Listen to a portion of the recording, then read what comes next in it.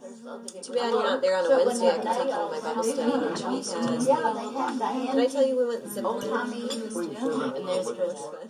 Hear from Carol Tice. Thank you. Thanks. I'm so excited that you all came to hear about my book, because this is my first live book talk, and you know, I've been working on this since it's like almost a year since this first started. It's really longer than that, because it was a year before that David called me, and he's this British guy. He started he had sold a startup himself. He was the startup CEO, and then he went into publishing, and he calls me. He's like, Carol, I've read your entrepreneur blog, and you're very exciting. We want to do this book. And this is a series how they started. There's a couple versions that have UK companies and European companies, and they wanted to do one that was all American brands. And I was like, yeah, great, sounds awesome, you know, let me know. And then he disappeared for a year, an entire year. I forgot all about it. I was like, yeah, another flaky person, whatever. I get a lot of nibbles about things that don't pan out, you know. I was like, okay. And then last summer, he popped up again. We're ready to start the book, you know. And I was like, okay. And they wanted me to write 8 chapters, and I started to go along, and it turned out to be 11 chapters that I ended up doing. And it was really an incredible adventure. Obviously, I've reported a lot. I've talked to a lot of CEOs, learned a lot about business. And this was just an adventure unto itself, because what we talk about in this story, each chapter is in great detail what happened in kind of the first year, well, in sort of just all the little budding stage, kind of the part before all the big splashy newspaper stories usually start to come out about, wow, look at this great hot new thing, Twitter. It's all about what happened before that. So it was an amazing reporting challenge in some cases, though I learned that YouTube's really awesome. Lots of people have gone to conferences and given talks about how they started their business and stuff, and it's all still alive on the internet. So that was a big help.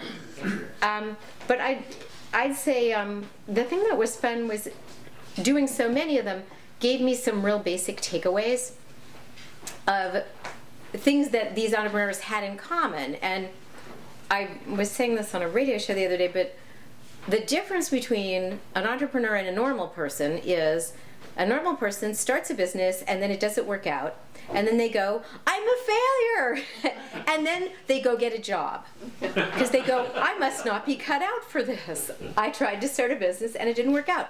Entrepreneurs, they start a business and it fails, and they go, ooh, I learned a lot from that that's really going to help me with my next idea, which is way better than that idea I had, because now I really have a great idea.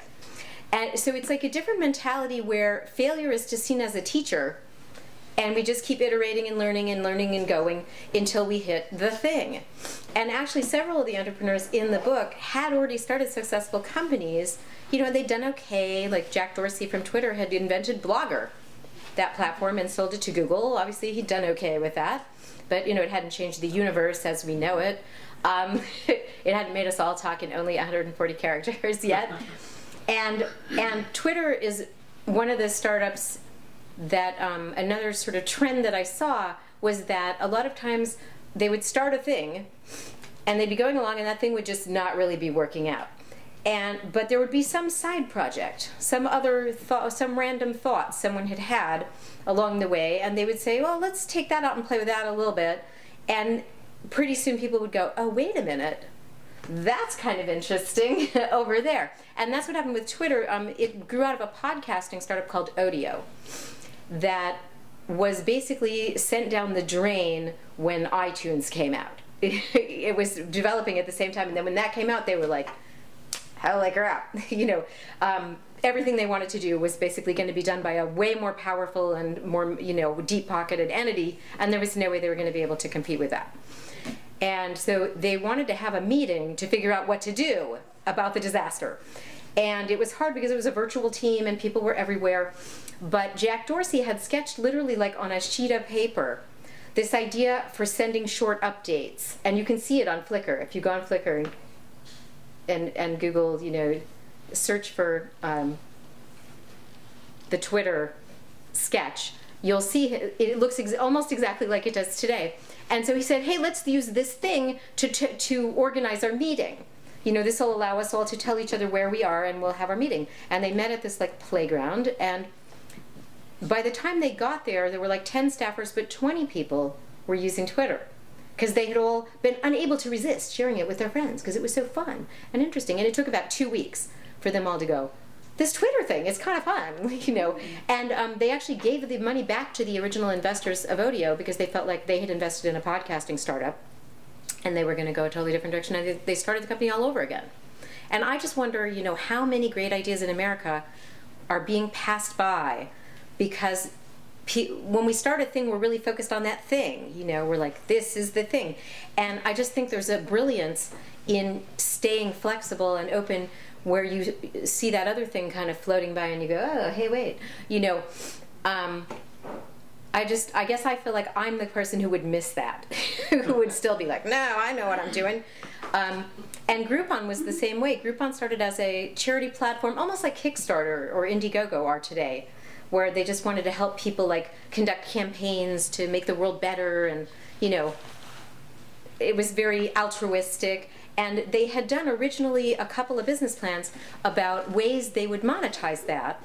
And one of the ideas on this scribbled sheet was to do group buying, that they could use the internet to help people, you know, make a deal by having enough people to get a discount. And so the point, which was the original idea, was going nowhere. Nothing was happening with it. It wasn't even catching on in Chicago, where they were based, much less, you know, around the world, or was doing nothing. And so they were like using up their money, and they said, well, let's do one deal. And they literally went downstairs. They were in like an old Montgomery Ward building that had been turned into offices. And downstairs there was, you know, a restaurant, like there was in a lot of business complexes. And they sold them on the idea of doing a pizza Groupon, where, you know, if 50 people bought the pizza, it would be, you know, only $8 or something. And it sold out, and they just did another one and did another one, and they just kept going. And the same thing, after about 2 weeks, they went, maybe there's something to this group coupon thing. Let's call it a Groupon, you know. And I mean, what an enormous company. And they had stumbled onto a completely unique way to sell things that had never been used before. But once again, they were willing to sort of give up their altruistic dreams of changing the world that way and channel it into this other way. You know, another big theme I found was just sort of total focus. And I think most people are really susceptible to outside influence. If people say, that idea is really crummy, they go, oh, it's crummy, and that's the end. And entrepreneurs are like impervious to this, totally, and they're totally focused on what they're doing. And I just wanted to read you a couple of things. One of my favorite stories is actually in the first chapter, which is the story of Spanx, which is women's undergarments. She actually was just recently admitted to Forbes' $1 billion list of $1 billion companies. Apparently we need a lot of that support, ladies. But so when she started out, there were no women in the world of women's undergarments in the industry. All men. That's what she found out. And so she had this idea because she went to a party one night and she cut the feet off her pantyhose because she wanted to wear a pair of pants, but she needed like an undergarment. And she went, boy, this could be a product. And she wanted to get it made. And she like cold called every manufacturer in hosiery. No one would talk to her. So she decided to physically go to their plants. She went on a tour with her prototype of her product. And she'd come in, and she was like a former stand-up comedian. She's like this big Texas blonde with a big smile. And she'd come in, and you know, the secretary would say, and you are? And she'd say, Sarah Blakely. And they'd say, and you're with? And she'd say, Sarah Blakely. And they'd say, and you are financially backed by? And she'd say, Sarah Blakely. And they'd give her a little courtesy tour of the plant and pat her on the head and send her on her way, because that isn't how it works in apparel. You know, you have to be backed by some big conglomerate in apparel. But she just kept going and handing out her samples to them. And the big thing was, on the tour, she had this revelation about why most women's undergarments are horrible. She learned that the men were making all their decisions by putting the underwear on hard plastic models. And to save money, all the elastic was the same size for all the sizes, because it just, you know, that just made things easier. And they'd all stand back with their clipboards and go, yep, that's a medium. So no women ever wore the undergarments before they left the factory. And so she had this vision that she could beat these people by just having real women try these on, and having real sizes that fit real women, and you know, the rest is history. So seeing that market opportunity too. Questions? Want to hear more funny stories? Yes. How may I help you? You want to hear more funny stories? I got a couple more on here. One of the people who spent the most time talking to me was Trip Hawkins, who founded Electronic Arts, which is the largest gaming company. And I got him by commenting on his blog. If you want to know how his stories are reported in the 21st century, I learned that that really famous people, prominent venture capitalists, they do not pick up email anymore because they get 500 a day. You know, they don't look at it anymore. Or they do the thing where you declare email bankruptcy, and you send a responder that says, sorry, there were 1,000 and I just deleted them all. If it was really important, let me know. You know, so in some other way on Twitter, you know. So I learned that, yeah, I used LinkedIn, I commented on people's blogs, I used Twitter, and I used connections, actually, to get Pinkberry. They were totally not talking to me. And a long time ago, about 6 years ago, I was covering Starbucks at the Business Journal, and I had this one lunch where my editor and I and Dan Levitan, who's Howard Schultz's partner in his investing firm Mabarone, and Howard had this lunch at a Chinese restaurant in the ID. And I emailed him and I said, I'm sure you don't remember me, but you know, a long time ago I was covering Starbucks and we talked a little, and he's a Jew, I'm a Jew, I was sort of pulled a string, and I thought maybe he would just tell their PR department to return my call or something, and he handed me the cell phone number of Shelley Kwang, who started the company. So it was reporting this was a whole adventure like that. But the thing that impressed me about Trip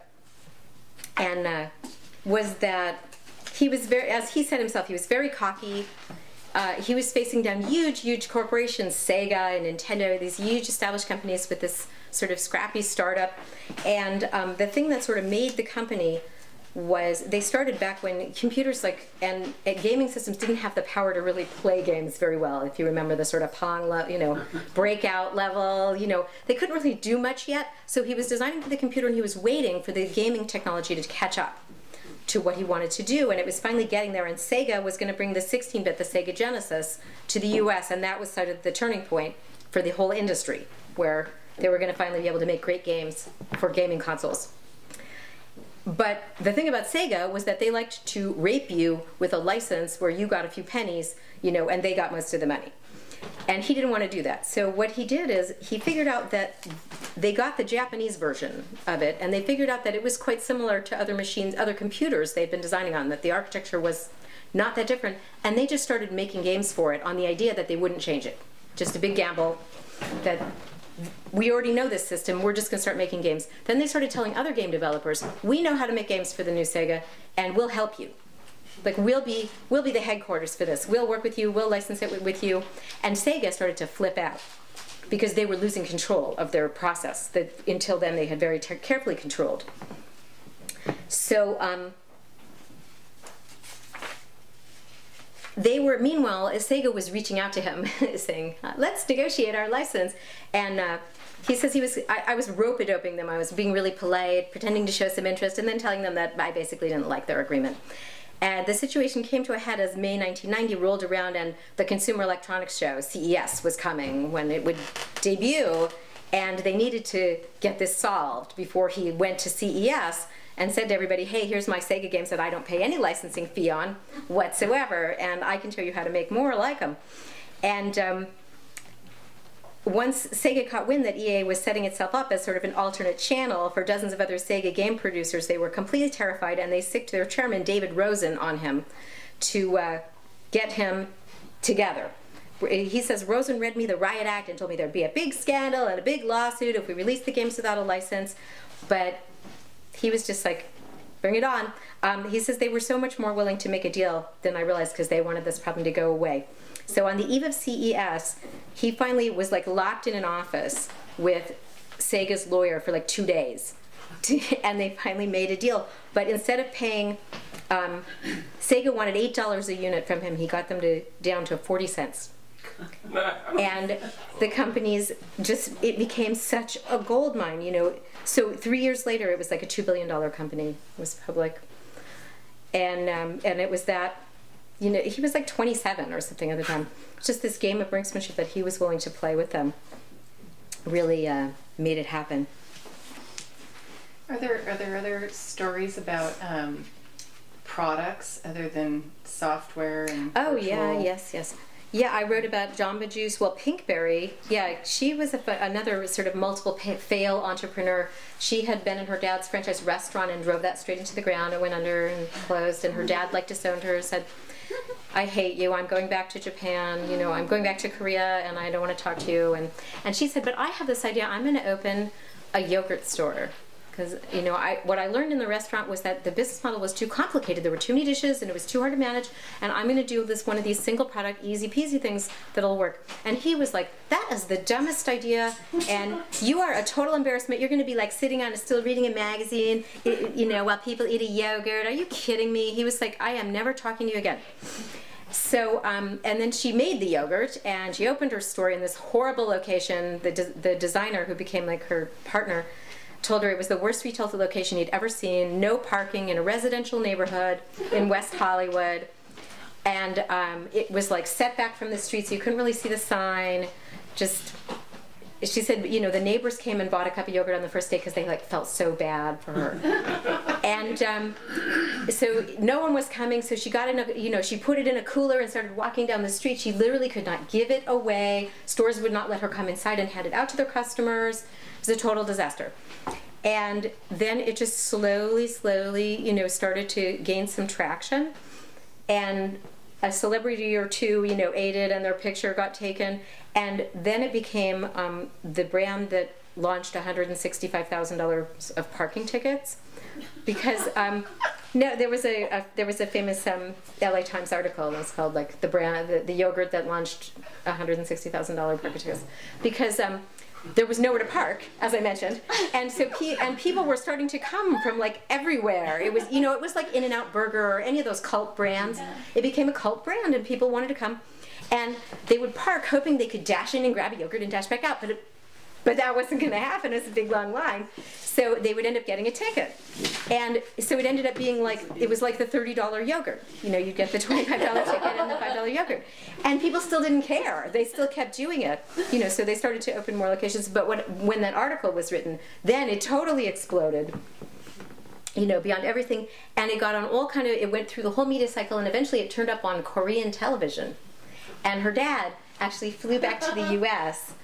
to make up with her and to say, yeah, like he decided she was okay after that, and you know, it became a huge global brand. Starbucks ended up being a big investor, and they really drove it to be a global brand. They brought their, you know, expertise in how you roll a brand out, and actually someone from the Maveron team became their CEO. They really liked it. It was a very long courtship, but they kind of really liked each other and really came together and really let Maveron drive it. And I think that's a rare thing when entrepreneurs are willing to acknowledge that they don't have the skill set for the next phase. You know, where okay, I have 6 stores, but when you want to have 600 stores, that's a different skill set. And they trusted them, and it really worked out for them. So there's no sort of time, well, yeah, I guess you answered that well. I was trying to think, okay, well, so how long does it take? But there's no how long does it take? People are always asking me that about my blog. But, you know, but how long will it take? You know, no man can say. Keep working and trying to meet influential people who can help you.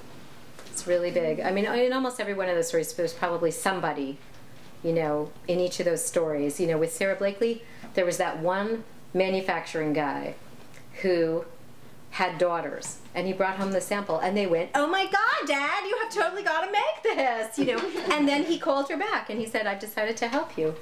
You know, there's always that sort of that one person, that Don Valentine, who says, who gives you the money or gives you the confidence, you know, and it starts to go. So anyway. Thanks for coming, everyone. This has been totally exciting for me. I hope you had as much fun as I did.